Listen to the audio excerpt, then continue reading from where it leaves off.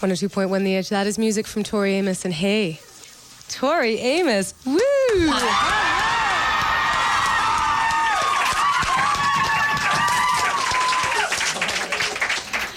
It is so nice to see you in Toronto. I love coming here.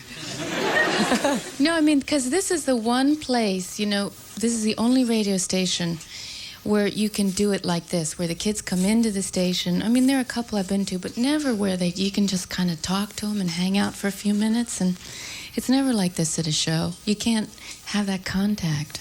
To say nothing of all the people who are outside as well. Yeah, and so. I want to give them hot chocolate. I feel so bad that they're out there, you know.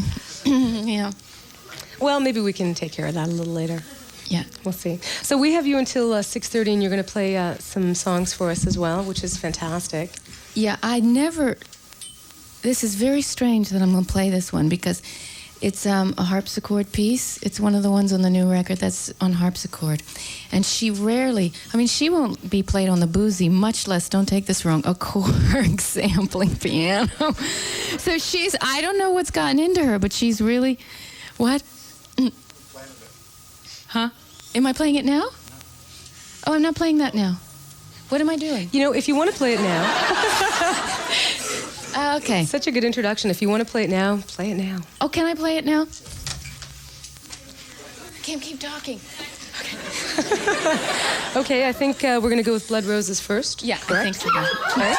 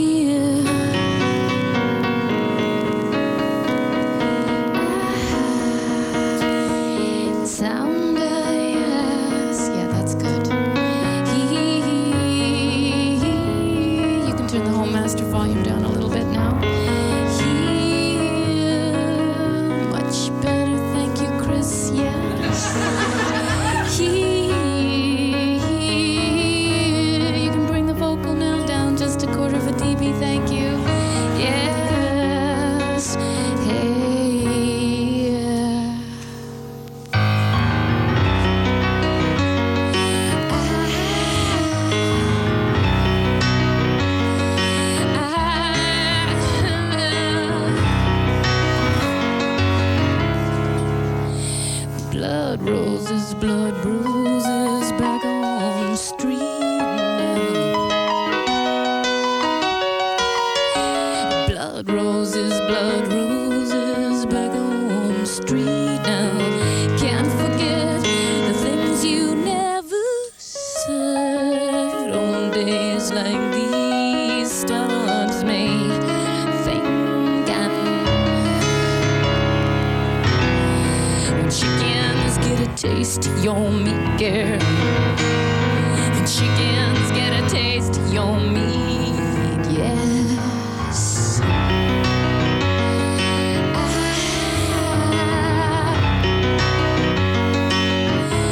You gave him your blood and your warm little diamond. He likes killing you after you're dead.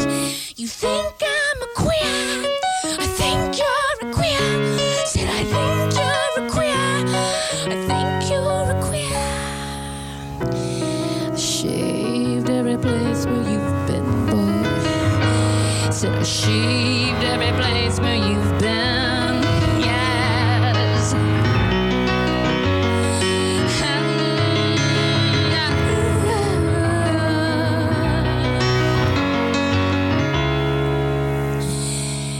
God knows I know I've thrown away those graces. God knows I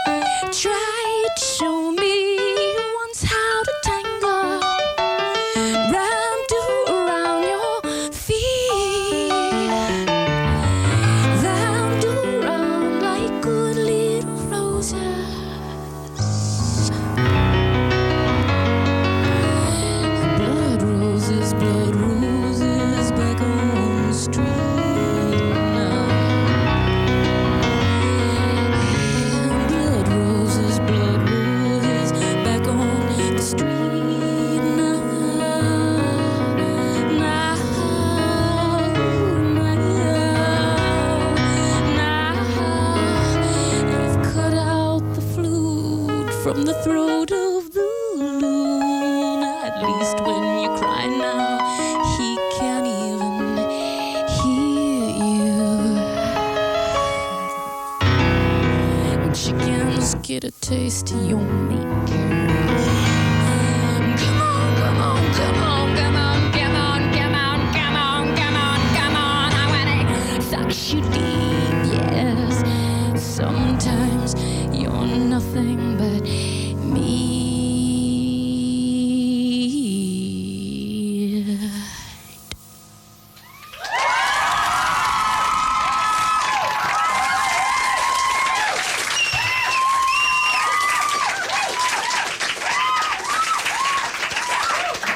Music from Tori Amos on 102.1 The Edge. Live music from a song from Boys for Pele. Beautiful, if I may say so. Thanks, Kim. You're going to stick around for a little bit longer, Yeah. which is great. We are speaking with Tori Amos, still ahead, Josh Holiday, Dave Bookman, and more. Now, though, at 6:11 with a look at the roads. Here's Sandy with John. Tonight is Chris Packham. We're speaking with Tori Amos. Years ago. No, he's not lying. They're asking me questions that I think they hear on the internet. You get this on the net, right? God, what a schmoozy thing to say, on the net. No, is he really? No, they're asking me about a guy that's on the net a lot named Rance. And when he was like, blimey, like 10 years ago, he was sleeping with a girl that I used to babysit. Do you see what I mean? So she came to college out in L.A., and I took her under my wing, and I met this boy, and it went all horribly wrong, but Rance and I became friends. So that's kind of how it happened. Interesting. It is. Actually, another interesting thing that I came across, a story about making the album, and of course you were mentioning you use harpsichord and the more traditional piano, and that I had read that what you did was you put each of the instruments on either side of you and actually put yourself in a box. Basically what happened was, if you can imagine, the box was from here to from there, as long as the boozy piece, right? So this length. And from here to here. So the radio people don't know what I'm talking about. You guys are math people. Somebody's a math genius around here. How long is this? About a meter. This is about a meter. And how long is this? About a meter. So meter and a meter. And then it was 6 feet tall. And I'd live in this little box. And they'd give me, and they'd give me this microphone, right? And the idea was that I would play the instruments live, but that the mic that I was singing wouldn't interfere with the instruments, or the instruments interfere with the vocals, so that we could cut everything live. So I thought it was a torture device personally, but there you go. So could you actually see the keyboards, or? All I could see was the keyboard. I could see the double manual of the harpsichord, and I could see the boozy keyboard, but that was it. I was in this box. My engineers devised this now. Former engineers? No, actually, they're going on the road having to devise something for the harpsichord, because actually the voice is louder than the harpsichord. So for that to read live, they're having to build her a little house, like a plexiglass house. So just to make these instruments happen live, because everything's with microphones, nothing's plugged in. It's a whole different approach to audio. Yeah. Interesting. You could also maybe play some really unusual venues as well if you wanted to, places that had like harpsichords in them. I mean, obviously churches, and do something like that. Well, the thing is, I'm taking my harpsichord with me. It's real personalized, sort of like the boozy. I pick them out, and they're so different from other instruments. No two are the same. So I searched for quite a while to find the right harpsichord, because the one I have has a real big butt. She's got a great bottom end, She really bites down there. Growls. Well, speaking of touring, I had heard April as a potential date in Toronto, so I don't know if that's the case or not. But obviously you're planning on touring. Oh, yeah, yeah. album. We start February 23rd in England, and we do 200 shows. And ish. It's always ish. And I think we hit North America 1st of April. So I don't know exactly the schedule, but we'll be in North America about 3-4 months, and then we keep going around. Interesting. Just before you get to another song, you worked primarily as producer on this album, which was kind of a first for you, I guess, being, the artist and the sort of sounding board all at once. Did it... The big cheese. Yeah, it was great, kind of sometimes being the final bottom line. Sometimes it's just good to say, erase that. It sucks. And it's wonderful for them to turn around and go, I mean, they all have their own minds, and my sound guys are very much, the techies really are. I love them because they're very straight ahead. And they'll just look at you and say once, are you sure you want to do this? Are you quite sure? And I would say, I am quite sure. And they just say, fine, it's gone. No talking you out of it, nothing. Once they know, it's like detonate, get rid of it. They have no problems. A bit like Ronald Reagan, hey? You recorded in Ireland and in New Orleans? Yes. Over what period of time? Was it a quick record? Was it a prolonged album? We were on location for 4 or 5 months, so basically like a small film. Yeah, it was a band of gypsies. You have cooks, you have all sorts of people coming in to tattoo other people. I mean, it was very interesting. I just kind of watch all this go on because the crew is a bit wild, my crew. And yet they're like family. So we traveled all around together. And I really wanted different energies. So the church in Ireland represented a certain oppression, especially of women, that I wanted to go free. Inside my own kind of minister's daughter, tight communion dress. And then we went to Louisiana because I was born in the South, and I was really going after that whole dominating thing that happens in the South, to kind of free that part of my, little skeletons. So on that note, will you play us another song? I'm going to play the song. This is Kim. Kim asked me to play this song.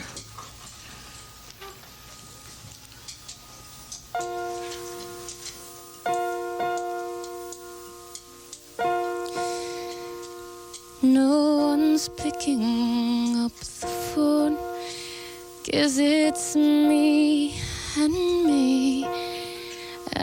this little masochist. She's ready to confess all the things that I never thought that she could feel. Hey, Jupiter, nothing's been the same, so are you gay? Are you blue? Thought we both could use a friend to run to. And I thought I wouldn't have to be with you. There's something new.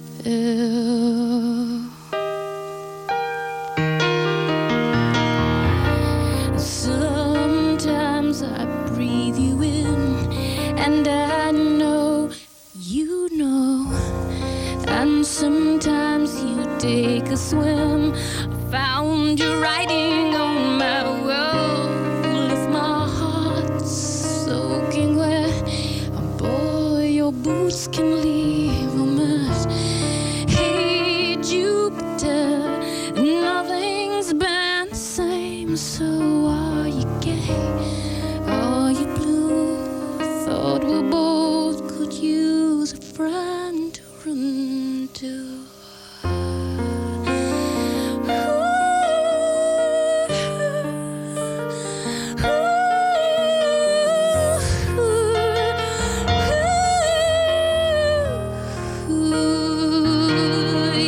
Yes, no one's picking up the phone.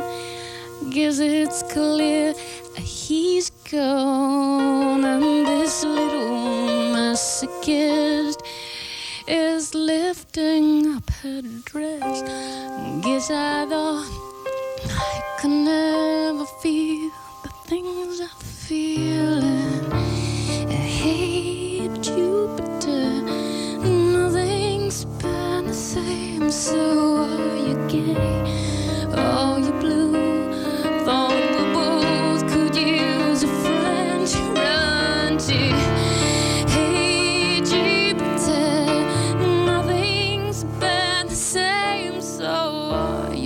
life now through. Thought we both could use a friend to run to. I hate Jupiter.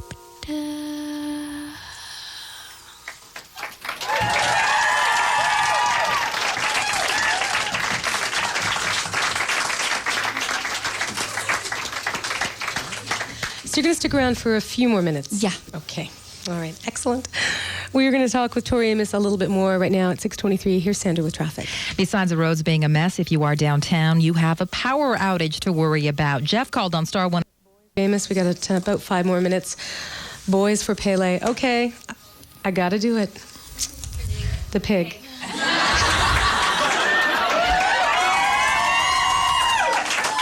Well, okay. You know, the whole thing about it is being a minister's daughter, right? There's so many things that weren't discussed, so much about sensuality and passion and women's bodies and woman's stuff. And, you know, I remember a woman breastfeeding a baby, and my father was like putting his hands over my eyes going, I'm going to have these. Why are you hiding my eyes? You're the one that shouldn't be looking. And it's like, it was always that way when I worked in a gay bar. And my father has grown a lot through these experiences, but when I was 13, he said, you know, I'm going to sit here and make sure these men don't pick up on you. I said, I'm not the one they're going to pick up on, Dad. You know, it was always that thing of wrong, wrong, wrong, bad, bad, bad. And I really wanted to have a picture visual, and Cindy and I really talked about it. I just kept seeing these visions of me breastfeeding a pig. I kept seeing this. And I said, I know what this means to me. And people can look at it how they want. I mean, I'm like, that's when I think a photograph works, when it brings up a lot of different stuff. But it was a cute little critter. It was just so cute. It pooped all over my skirt. And peed, and he was so, you know, he was having such a time, and he just nestled in, and he did his business. And obviously I'm not feeding now, so he was a bit disappointed, but he fell asleep, and it was really fun. Well, he looks content. Yeah. Yeah. And there's a metaphor in there somewhere I'm just not even going to go near. So you mentioned your father and your parents, and I mean, I assume that you've come to a point in your life where, you know, the relationship is fine, and I mean, do you sort of give them the benefit of a doubt with albums? Do you run it by them first, or do you unleash it to them, same as everyone else? Oh, no, well, they're my publishers, so they do get it a little before everybody else.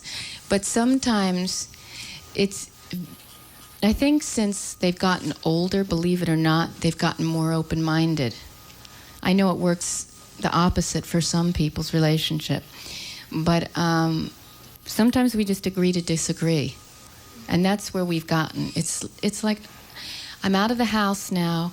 I can have my own opinions. They can have theirs. But it took a long time for me to go, they have to respect that I have my own thoughts on things, but hey, hang on a minute. I had to respect that they have theirs.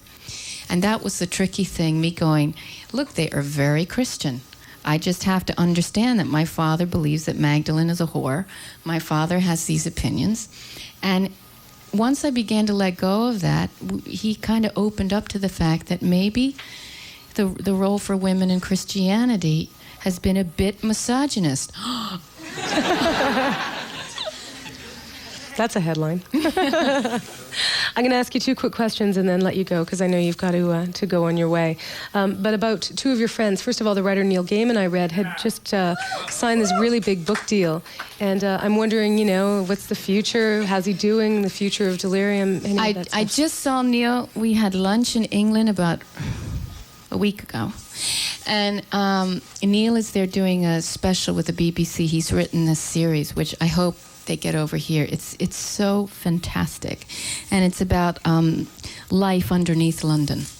So he's just doing amazing. He's writing so many things right now. And yes, the other one was Trent Reznor. I know part of this was recorded in New Orleans. What's he up to? Do you keep an ongoing relationship with him? Are you pen pals? Well, I'm sure he's doing fine. No, we're we're friends, and things got kind of busy. And sometimes that happens. I mean, Michael Stipe's a friend, Peter Gabriel's a friend, Trent's a friend. And sometimes, you don't talk for a while, but I consider them all friends. Fair enough. So it's been such a pleasure having you today. I mean, I really appreciate it.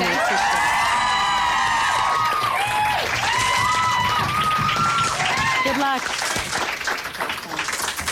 Here's more music from Tori Amos on 102.1 The Edge.